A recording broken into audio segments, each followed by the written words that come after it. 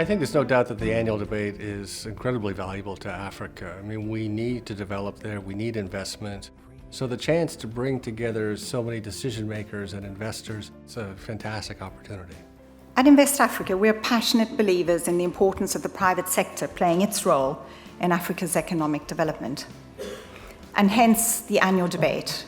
We're delighted to have been asked to be part of the panel and to give our thoughts, in particular, next to the other African exchanges. It's a very, very important, I think now, calendar event for Africa. The quality of your speakers, the depth of the content.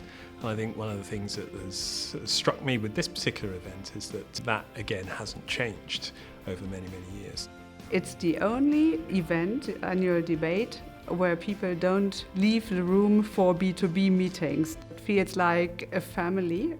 If you're not being forced to have the conversation, sometimes you focus just on day-to-day urgencies rather than the big strategy. The simpler you make the proposition for the continent, so the more aligned the proposition is for the continent, is actually adding value to opening up the continent over time. The value of the annual debate for a company like Cellulant and especially for Africa is the ability to allow us to actually have active conversations around what would really be useful to consider as key things, and looking at Africa as the next frontier of growth in the world.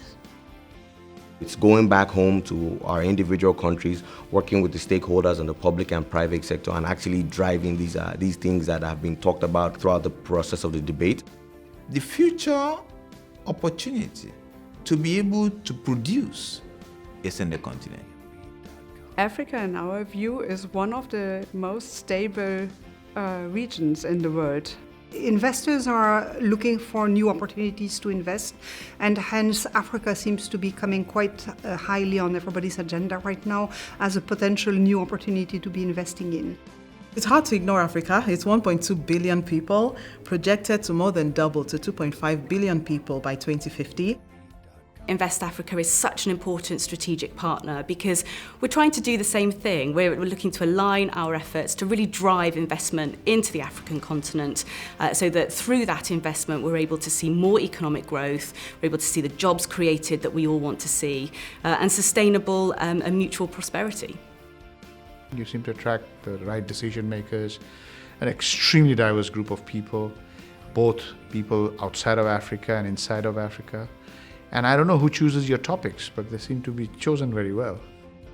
I think Invest Africa and the network is very much there for organisations like ourselves so that we can do business in Africa without too much worry.